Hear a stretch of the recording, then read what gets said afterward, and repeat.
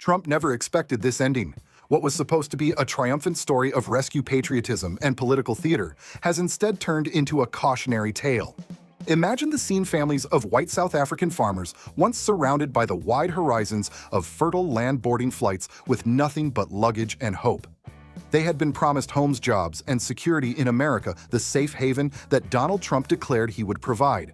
Cameras followed them at Johannesburg's airport. Their faces carried a mixture of fear and anticipation. To Trump's base, this was more than immigration. It was the symbolic protection of whiteness, a powerful message wrapped in political drama. But the story didn't unfold as scripted. Instead of stepping into suburban houses or newly prepared farms, many of these families found themselves abandoned in cheap motels across small-town America, jobless, penniless, trapped in a land they were told would embrace them, but instead left them invisible. The very machine that fast-tracked their arrival now refuses to take responsibility for their future. This raises painful questions. Was this ever about humanitarian concern, or was it simply a political stunt designed to feed America's culture wars? How could families who sold everything, land, heritage, entire legacies, become pawns in a global stage play that left them broken and humiliated? And what does this reveal about the way power manipulates narratives of victimhood, turning them into weapons for political gain? Ladies and gentlemen, in this video, we're going to uncover the untold truth behind Trump's so-called rescue mission. We will trace its roots in South Africa's history, the propaganda that amplified it, and the bitter reality of those who believed it. If you believe truth matters more than propaganda, please share this video. And if you want to continue receiving deep, untold stories about Africa and its place in global politics, subscribe now and join us on this journey. To understand how this story began, we have to go back more than a century to the soil itself. In 1913, South Africa's government passed the Native Land Act, a piece of legislation that stripped Black South Africans of their right to own most fertile land. It forced them into reserves, barren and overcrowded, while the richest agricultural regions were reserved for white settlers. Over decades, Afrikaner families, descendants of Dutch, French, and German colonists, built vast estates. These lands were not merely farms, they were dynasties handed down through generations. Even after apartheid officially ended in 1994, inequality in land ownership remained staggering. White South Africans, though only a fraction of the population, controlled much of the country's most productive farmland. For millions of Black families, the promise of land reform remained just that, a promise unfulfilled. Against this backdrop, something changed in the mid-2020s. A narrative began to circulate not in the farmlands of Limpopo or Free State, but across the digital airwaves of the United States and Europe. Far-right blogs, talk shows, and social media accounts began pushing the claim that white South African farmers were being hunted, targeted for extermination in an orchestrated campaign. Elon Musk himself added fuel to the fire, tweeting about farm murders and giving the story a global spotlight. The reality was far more complex. Yes, South Africa struggles with violent crime. Yes, farmers, white and Black, have been victims of horrific attacks. But the numbers showed a different truth. Statistically, Black South Africans were far more likely to be murdered. There was no state-sanctioned campaign to wipe out white farmers. But in politics, perception often outweighs fact. Donald Trump seized on the narrative. For him, it was more than foreign policy, it was theater designed for a domestic audience. By portraying white South African farmers as persecuted Christians in need of rescue, he sent a signal to his base: America would protect its own idea of civilization. At rallies, in interviews, and on Twitter, Trump painted Afrikaners as an endangered minority. He announced a new asylum program tailored just for them, a door flung open at the very moment refugee admissions for Syrians, Afghans, Sudanese, and other war-torn populations were slammed shut. The contrast was impossible to ignore. For people fleeing bombs in Aleppo or famine in Sudan, America had no room. But for white farmers from a stable democracy, suddenly there were promises of visas, housing, and security. To many observers, it was less about compassion and more about race and politics. Still, for some Afrikaner families, the program seemed like salvation. The first flights departing Johannesburg's OR Tambo International Airport were covered breathlessly by international media. Cameras captured families pushing heavy luggage carts, children clutching stuffed animals, parents gazing into the distance with anxious hope. They had liquidated their assets, sold farms that had been in their families for generations, and told neighbors they were leaving for good. One such man, Charles Klein House from Limpopo province, told reporters his land had been threatened with seizure. He claimed he faced danger at home. Under Trump's program, he wasn't required to provide hard evidence. His testimony was enough. Yet later, South African records revealed no government attempt to seize his land, no police reports of threats, and no expropriation orders. That detail alone exposed the weakness of the asylum system it relied on, stories not proof. The Expropriation Act in South Africa only allowed land seizure after failed negotiations, and it had rarely been used. There was no wave of forced confiscations, but by then the families were already on planes believing they were escaping persecution. And so the stage was set. In the eyes of Trump's administration, this was a victory, a chance to showcase protection of a supposedly endangered group and to frame America as the savior of civilization. For the families, however, the journey was only beginning. What awaited them in the United States would be far different from what they had been promised. When the first Afrikaner families touched down in the United States, the moment was staged like a triumph. Reporters crowded the arrival gates, snapping photos of exhausted parents and children clutching passports. Their journey was framed as a modern-day exodus, a people rescued from persecution by the most powerful country on earth. But as the cameras turned away and the headlines faded, reality set in. Instead of neatly prepared homes or farms awaiting cultivation, the families were shuttled into cheap roadside motels. Entire households, sometimes 4 or 5 people, were crammed into a single room. They were given no jobs, no long-term housing, and no clear path to stability. Parents scrambled to find food, children missed school. Families who had once commanded hundreds of acres of land now found themselves queuing at local shelters, reduced to begging for groceries. On online forums for South African expatriates, desperate messages began to appear. A mother pleaded that she couldn't afford milk for her children.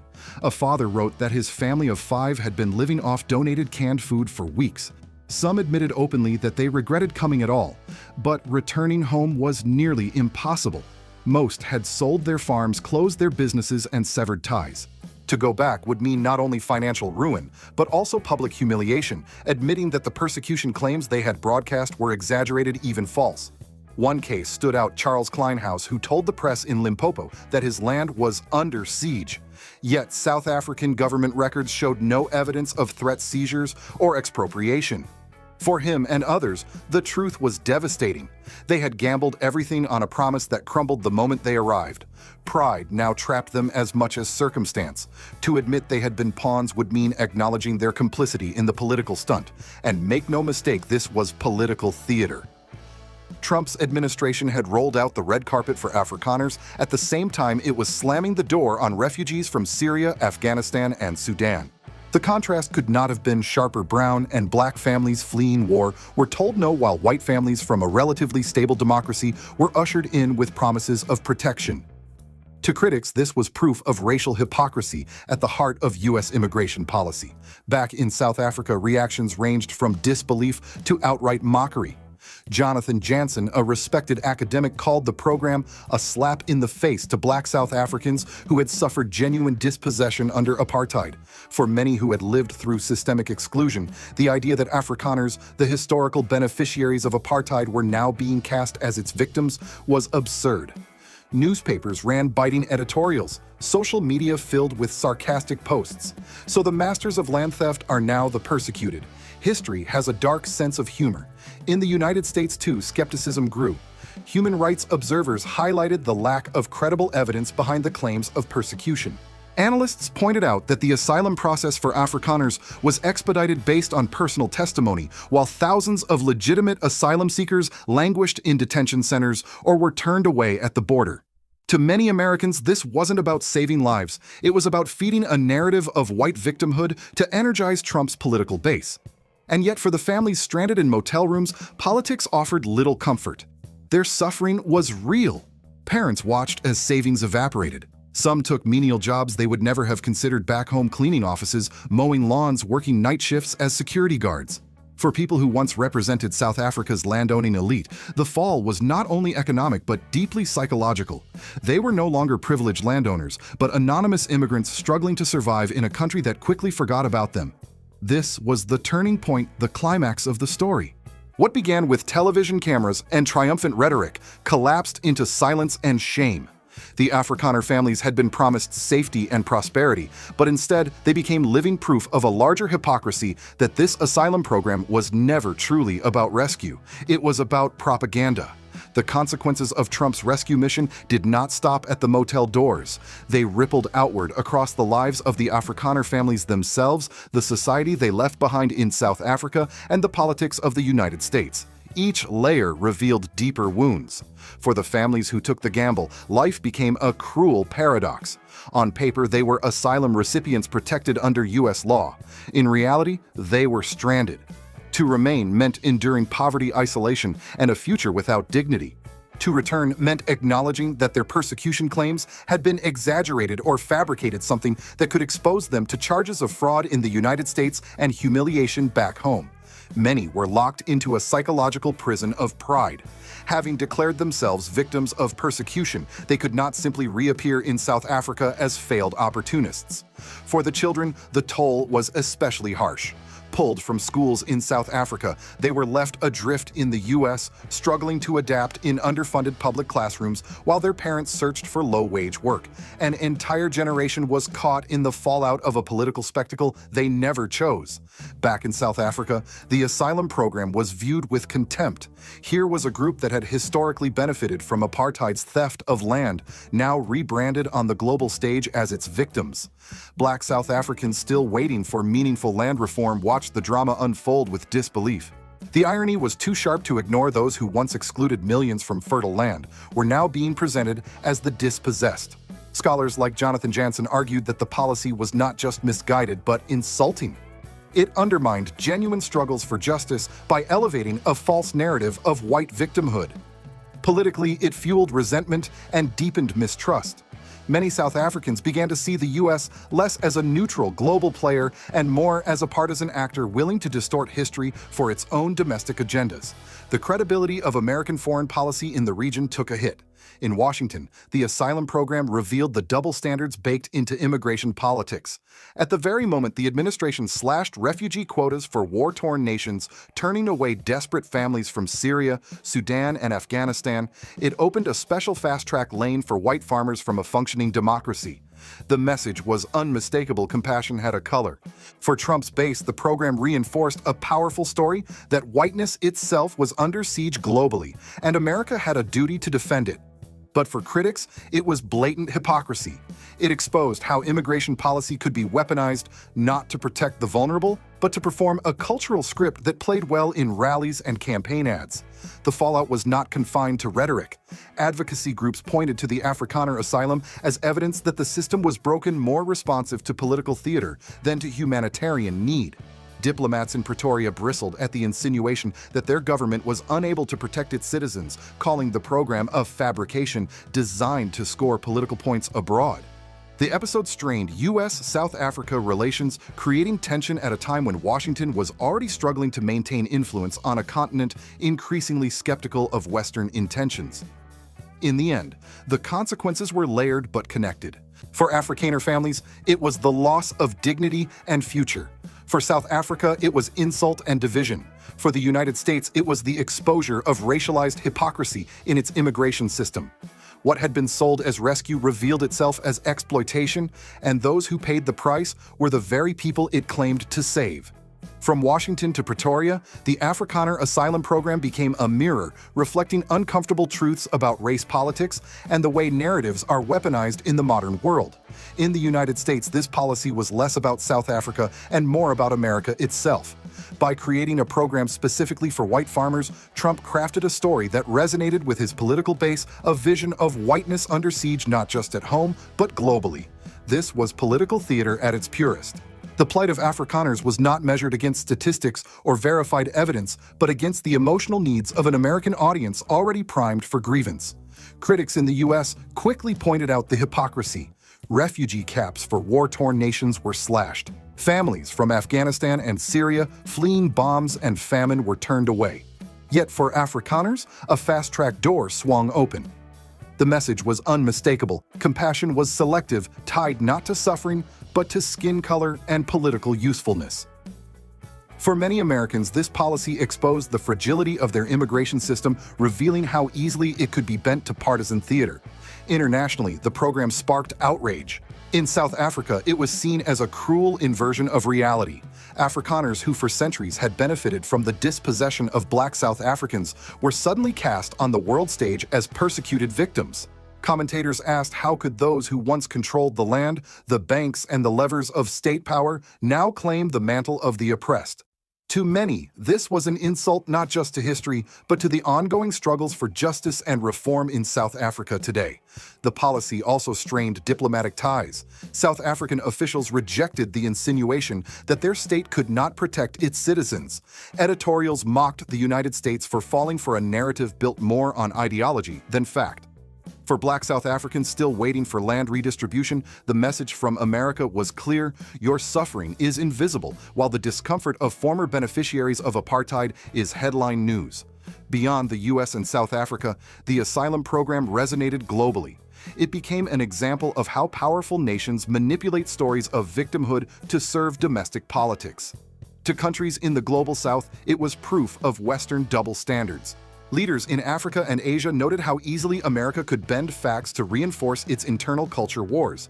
The program eroded credibility, painting Washington not as a defender of human rights, but as an architect of selective compassion. Meanwhile, human rights observers warned of the dangerous precedent. If asylum could be granted based not on evidence, but on narrative, what stopped other nations from using immigration as propaganda? In Europe, far-right groups pointed to the Afrikaner case as justification for their own racialized rhetoric, while critics feared it legitimized a dangerous global trend where suffering was measured not by human need, but by political convenience. In the end, the Afrikaner asylum program told the world more about America than it did about South Africa. It revealed a nation willing to exploit global narratives for domestic theater, even at the cost of real human lives. For the families stranded in motels, the price was personal. For the United States, the price was credibility. For the world, the lesson was sobering: propaganda travels faster than truth, and its victims are often the very people it pretends to save. What began as a story of rescue ended as a lesson in betrayal. For the Afrikaner families who boarded those flights, the dream of a new life in America collapsed into the cold walls of cheap motel rooms. Their tragedy is not just personal, it is political. They were pawns in a game designed to sell a narrative of white victimhood to American voters. And once their usefulness expired, they were abandoned, invisible to the same machine that had paraded them before cameras. But the consequences go deeper than the fate of a few families. This episode is a warning to all of us: beware when politics dresses itself in the language of compassion. Beware when leaders exploit human suffering not to heal it, but to score points. Today it was Afrikaners. Yesterday it was refugees from Syria, Sudan, or Afghanistan.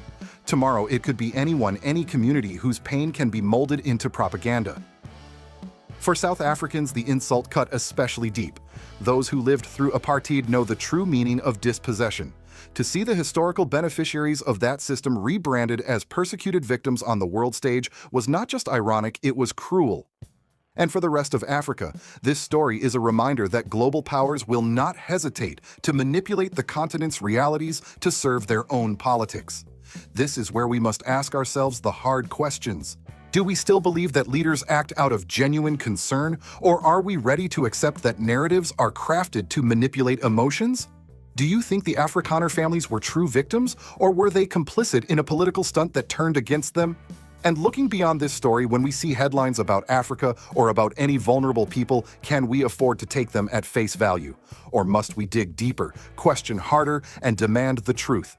Friends, if there is one lesson here, it is this: propaganda has victims, and those victims are real families, real children whose lives are shattered while powerful men play their games. Please share this video if you believe truth should always come before theater.